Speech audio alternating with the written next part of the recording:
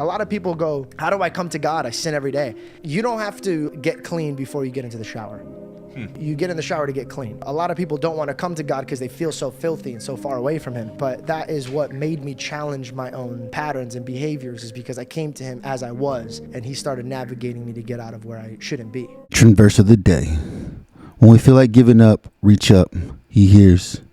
Then they cried to the Lord in their trouble, and he saved them from their distress. He brought them out of utter darkness and broke away their chains.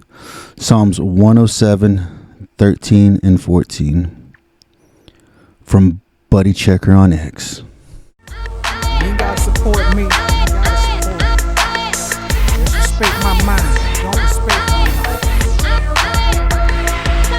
The drugs, the dealers, the guns, the killers, the boxes in the ring, the thriller in Manila, the hood, the block, the voice of the ghetto, the all-around hustler, neighborhood fella, the keys, the trap, the bank, the stacks, the money in the pot, the hand that shoot the craps, the pain, the struggle, the ways to adapt, the point you fell off at, the moment you bounce back. I am the rules, so stick to the code. I am the karma, so play. Well, what's up, guys? Sergeant G here from the Stone Vet USMC. Happy Friday, guys. How you guys been, man? I know I missed you guys last week, but the wife had to go out. She went out of town up in Tulsa and did some training. She's a new principal now of a new school that just opened up here close by. And so she had to go do some training for a week up in Tulsa. So I had the kids all week. So I was trying to find an opportunity, but I was like, there's no way I can shoot an episode right now, right, with the kids are going or whatever, right? And so I missed last week, right? I missed last week with you guys, and I apologize for that. I do apologize for that. But, I mean, hey, dude, try being a podcast and let me know how it goes for you, man. It's tough beans, man. Tough beans trying to figure this out, trying to get this all going in the way it's intended to go and what it's doing and stuff like that. So I reached out to my teacher at ADS and asked him if he'd volunteer to come on the show and just talk about his faith with you guys. Still haven't heard back. Probably not. He's one of those guys. He kind of had a frown about what the Stone Vet was, right? Yeah, he's frowned about that. You see that logo? That beautiful logo right there. You see that? That's one of the biggest downfalls that he had about what I did and who I am, and that's me, guys, right? The Stone Vet, right? That's how you guys know me as, and that's how you guys call me, right? Sergeant G, right? Some people, they will learn, right? Some people will eventually break that stigma and realize, holy crap, this guy's been right the whole time. It's cool, bro. I know. I got it. I understand. The government's told you it's been bad for so long that you believe them. Sad part is you believe what the government tells you. If you're anything like me, screw the government. That's all I got to say. Screw the government. Screw everybody running for office. Screw everybody that's holding the seat in office. Because none of them care about us. None of them care about making sure that we are getting the repayment we deserve for fighting a war overseas so they can be here doing insider trading in the stock market, making their hundreds of millions of dollars a year to hold a seat because we voted for them. Sucks, dude. It's sad, especially with the election year this year too. It's utterly disgusting to see how it's working, what's going on, and stuff like that in our country. And it's disgusting how they treat our community, our veteran community in this country, dude. I was just watching a video. They said that an illegal immigrant came in, went grocery shopping, left the receipt. The dude had $13,000 of food stamps on his receipt. They went to a veteran who fought in a war and asked him, how much money you get for food stamps a month? He's like, I get $23, dude. $23 a month. He can buy one steak. He can buy 2 chicken breasts. And it's just unflattering to see that this is how we treat our community, man. And this is why I started this podcast, though, because I want to be able to reach out to you guys on a regular basis, right? I want to reach out to you guys and help educate you guys and hopefully give you guys a better scope of life, dude, because life is freaking hard, man. It is so hard. I'm dealing with my own issues right now, right? I'm dealing with my own trauma, my own crap that I'm dealing with right now, right? And I'm reaching out to other veterans who may be able to help me, who may be able to talk to me, who may be able to just let me cope with what I'm dealing with, right? Because it sucks, dude. Like it's it's disheartening to be where I'm at today, dude, and it sucks, dude. It's just gosh awful, and I'm just like, I hope you guys aren't dealing with some of the same things that I'm dealing with every day, man. I go to counseling once a week. Next week, she wants to start EMDR. So I talked with Goose, and I told Goose, hey, brother, you know, he sent me over one of his magic bars, and I'm gonna eat half of it before I go see my counselor. So hopefully, going through EMDR, it can get this crap out of me, right? You know, that's my biggest thing. Is trying to be able to cope with the crap that I'm dealing with, right? That's what's hard, right? And so that's one of the biggest things, guys, is just trying to figure out, how do we function, guys? Like, how are we supposed to go through life doing this, right? I talked with a brother, Mahalo Os on X, man, and he's a 12-year Army veteran, right? Goose was telling me how I had this amazing experience speaking with him, right? It's almost transformational speaking with him, right? But it's one thing he told me, what Mahalo told me, was like, we will never get over our trauma. We will never get over PTSD, right? It's always gonna live inside of us. But our job is to figure out how to cope with it and how to use it in our lives so that we can become better people than what we are right now. And I'm hoping, guys, that you guys are getting something out of this, right? I've been reading this book. I'm not too fond of it. It's a good story, right? It's this guy's story as a missionary, right? I don't think it's really a good book for the show, but I'm still going through it and I'm still reading it, right? I just went through chapter 3 and I'm still reading it.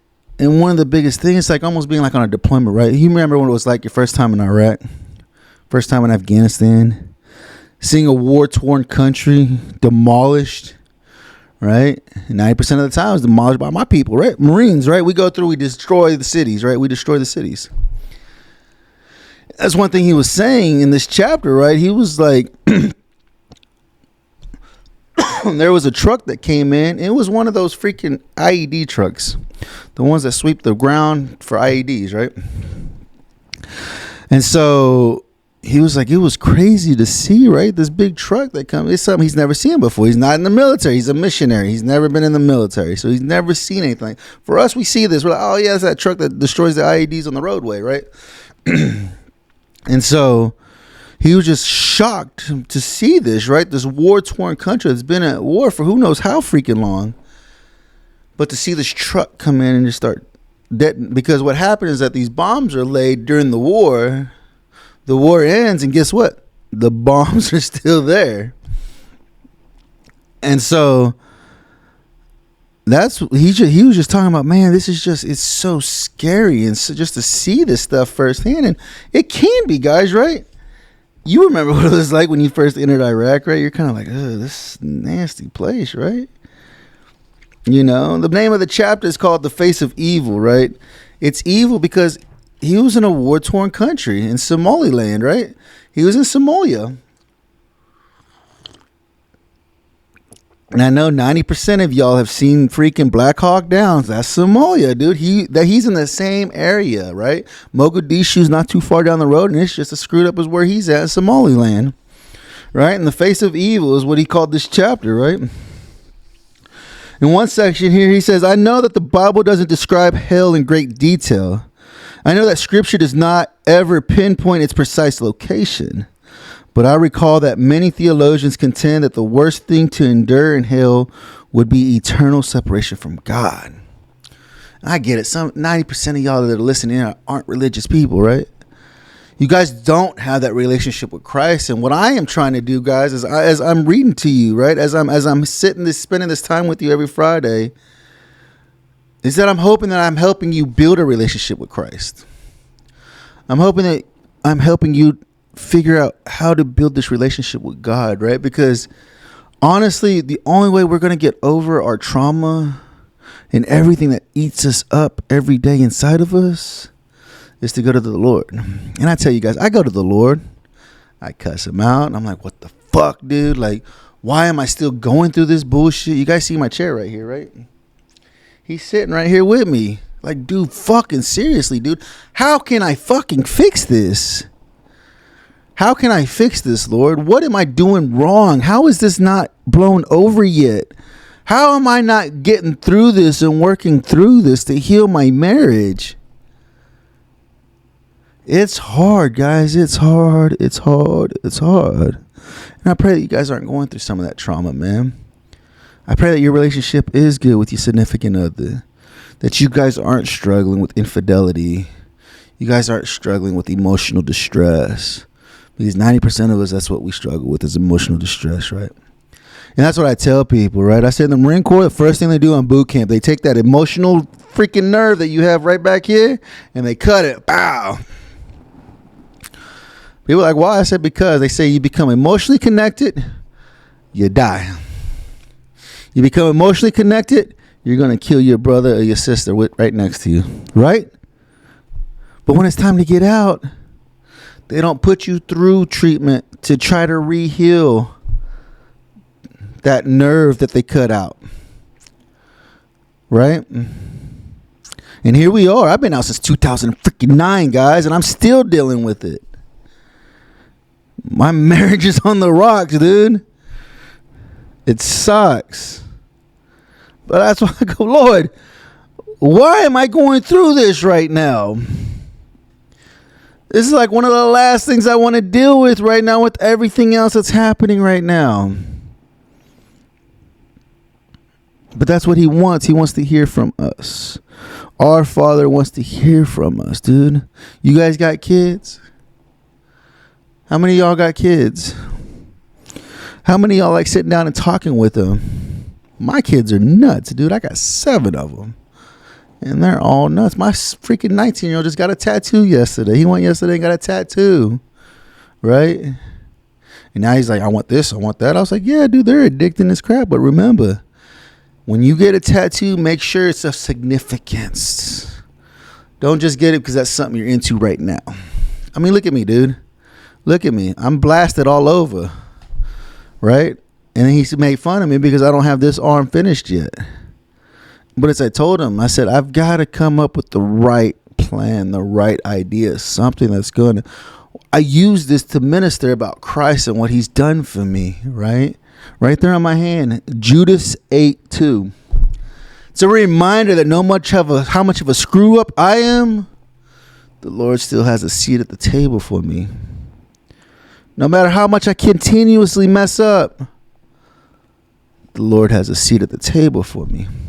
Same with Judas. If you guys have started reading the Bible at all, when you start reading about the crucifixion of Christ, you read about Judas, the man that betrayed God. He betrayed him with a kiss. Get in there and read it, dude. I'm telling you. But these are the things, dude, like he's saying right here.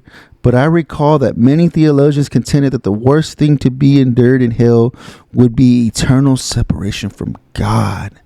To not even have God right here next to you, listening to you.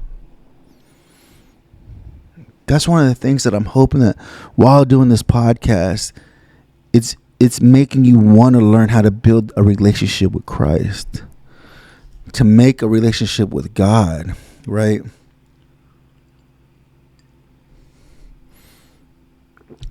He says here, lying on the floor in the dark, I felt so oppressed. By my manifestation of the evil I had seen, and I again told Jesus, if I ever get out of this place, I'm never coming back. Even the familiar old mantra, just take it one day at a time, seemed too much to ask, right? He said, if I ever get out of this place, I'm never coming back, right? How many of y'all feel like that right now where you're at?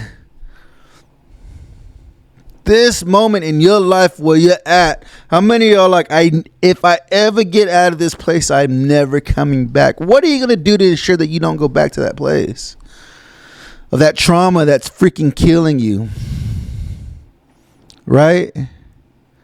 Start reading scripture.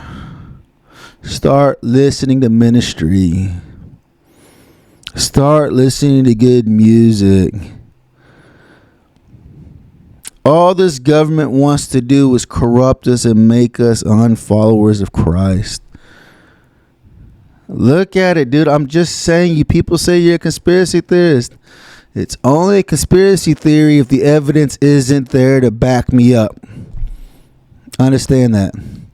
Every time I talk about something, I've done my research, and I ask that you go and do it yourself to ensure that I'm not lying to you. Our government is willing to deny us Christ and take us away from Christ. Why do you think they don't read the Bible anymore in schools? Why do you think they don't say the Pledge of Allegiance anymore in schools? That was the biggest thing that I remembered going through freaking elementary school. We stood up every morning, put our hand on our chest, and say the Pledge of Allegiance. I pledge allegiance to the flag of the United States of America, right? We were proud American citizens. And if you look now, dude, half these people don't even want to be here. They don't care about this country and everything that's going on. They're only worried about themselves. They're self-centered. You know? And like I said, I went through this chapter. There wasn't too much to talk about, right? And there's another portion here, man. So he says, so what happened? He said that at one moment, like 15 trucks came rolling in. He was like, oh, the cavalry's coming in to help, to provide supplies, right? To supply food and water and things for people to live, because they're in an endangered country that there's nothing, absolutely nothing. You guys know what it's like in Iraq to see these countries that see these areas that have they're just farmers. That's all they are. Clay houses and farming. That's it. There's no electricity. There's no water. There's nothing, right? And he said these people came in, right? And he was like, oh, the cavalry's here, right? The cavalry's here to help. And he said he went up there to go look and see what was in these boxes. And they had cat, K-H-A-T. Said it's a drug. It's a famous drug in this area of Africa. It allowed them to get high, right? But the high was only for a day. Allowed them to forget about how horrible it is where they're living, right? And he just couldn't believe it. He's like, these guys were giving whatever they had. Whatever they had stolen that day, they were giving it to these people so they could get some of this. Right? He said, I saw again the mask pulled back and the face of evil briefly exposed. I realized then that the supply line for evil was better established and a lot more efficient than the supply line for good. And I was not at all sure that I could do anything to change that when and if I managed to get back to Nairobi, right? Because where he's from, Nairobi. He came here, he was almost like a scout. He was scouting the area out to see what did they need, what resources were needed in this area. And apparently everything is needed in this area, right? But think about it, guys. America is doing this right now, right? I realized then that the supply line for evil was better established and a lot more efficient. What do you think they're doing in America, dude? Kamala Harris just had Megan Thee Stallion at her freaking rally. This woman that talks about nasty stuff, dude. And this is the woman that wants to be the leader of the free world.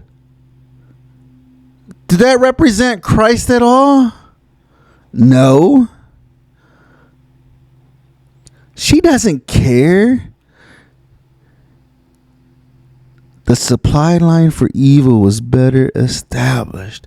This is where our country is going, guys. And he's talking about a third world country that doesn't have anything. And this is the same way we're going here in America, right? The evil is more sufficient than the good. And that's our jobs as followers of Christ, to defeat the evil that's continued to corrupt us, corrupt our citizenship, corrupt our citizens. We have to go and spread the good news to the Lord on a regular basis. And showing them the good things that God has done in our lives, regardless of the situations that we're in right now. I go downstairs and every one of my babies, if you guys don't know, right, I was able to have 2 children naturally, and I adopted 5 children, dude. When I go downstairs and I look at my babies, dude, I thank the Lord for blessing me to be able to have them. Because they're amazing kids, dude. They were put in a shitty situation. But it's almost like we saved them because of the situation that they were in. Christ put us together. That's what I ask you guys to look at. What do you have that's good?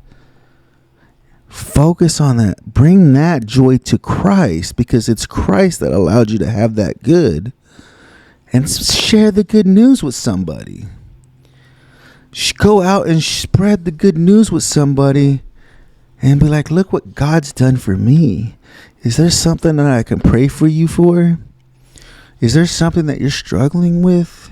Right? We get scared. Why? I have no idea why we get scared to talk about God. No idea, guys. But we do. We get scared to talk about Christ. Right? But we have to, as disciples, go out and spread the good news. Spread the good news about what he has done for us. Why are we followers of Christ? Because he promised us a better future. That's why. The streets are paved in gold. It never gets dark. And we're always worshiping. We're not worried about, are we going to be able to pay the bills this month? Am I going to get to eat tonight? Am I going to have enough gas in my car? The things that we struggle with every day, we will no longer struggle when we're with Christ. That's what I ask, guys, is that start reading the Bible. Start listening to ministry. You got to put yourself in those situations so that you build the repetition, right? Repetition. That's when you can start building that relationship. It's having that repetition day in and day out, reading scripture, listening to ministry, talking with your friends about Christ. I just talked to a buddy of mine the other day about Christ, dude. And he was open about it, right? I didn't know his viewpoints about it. I asked him, hey, you might come to church with me one day? And he was like, yeah, dude, for real, let's do this. Cool, bro. Let me know a day you want to, let me know a Sunday you want to come out. I'll be here. Let me know. Right? And that's the thing, guys. A lot of people believe, but are too scared to talk about it. And as disciples of Christ, we don't need to be scared to talk about it. We need to be excited. We need to be excited, dude. Spread the good news. Spread the word of Christ. You know? Man, I appreciate you guys hanging out with me today on this Friday, dude. Hopefully your weekend is coming up. Hopefully you're going to get to enjoy some time with the family. We're getting a cold front here, but it's supposed to be raining all weekend. And I'm not looking forward to the rain, but I'm looking for the cooler weather, which is nice because I just looked at my thing. My thing said it ran for 19 and a half hours. My AC ran for 19 and a half hours one day, dude. I was like, my gosh, dude. So I just changed out the filters. I just cleaned the units. Maybe it won't run as long anymore. So got to save some money on that energy bill, dude. It's going to be stupid next month. It's going to be like $400, I bet. It's going to suck. It's the summertime now. As I tell them, the summertime it's my AC and the wintertime it's my fireplace. I just swap which one I'm paying that much money to, because I'm always going to be paying that much money. Man, I appreciate you guys hanging out with me, man. If you guys need anything, reach out to me. Let me disciple to you if you want to hear some ministry. Let me tell you about the good news that I have, because I love my wife to dearest, dude. She's amazing. She's absolutely beautiful. She's like the coolest person I know. And I know I'm a horrible husband, dude. I know it. I'm trying to fix it. I'm trying to fix it with the ways that I know how. If you guys got problems, man, reach out to me. I'll talk with you. I'll bend an ear just to listen to what you got to say. I won't even talk, dude. You just got to get something off your chest. Just hit me up, man. I appreciate you guys hanging out with me, man. I love every one of you guys, man. Like I said, I'm on Facebook, Instagram, Twitter. X is where I'm mostly at, is X. I don't mess with Facebook or Instagram too much anymore. I don't like the way the media is. Too many friends, I guess. I don't know. On X, I'm kind of like a loner looking at stuff, you know. But go check it out, dude. Go check me out. I'm on there, right? Hashtag the Stone Vet USMC. You can find everything I'm doing everywhere I'm at, dude. For real, right? I love you guys so much, man. Go check out the store. If you're on YouTube, hit that like, subscribe, and share button. Get that notification bell so you know when these new episodes come out. If you're listening on Spotify, iHeartRadio, iTunes, Pandora, Spotify, freaking what else is there? However you listen to this podcast, man, leave me a 5-star review. Come on, guys. Let's get this content out there for more brothers and sisters to listen to it. Maybe we can help them, dude. That's our goal as disciples, to help as many as we can, dude, get to the kingdom of Christ. I love you guys so much, man. Remember, you're very important to me. There's nobody else here that can do what you can do, and I need you here to continue doing that, man. You're my last puzzle piece to finish my puzzle, dude. I love you guys so much. You're amazing, man. Remember, guys, here at the Stone Vet, we got you 6. How it goes, I am the recipe, the food on the stove. I am above, I refuse to be below.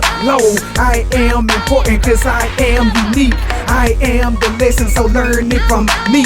I am the pavement made in the streets. I am the mercenary MRC.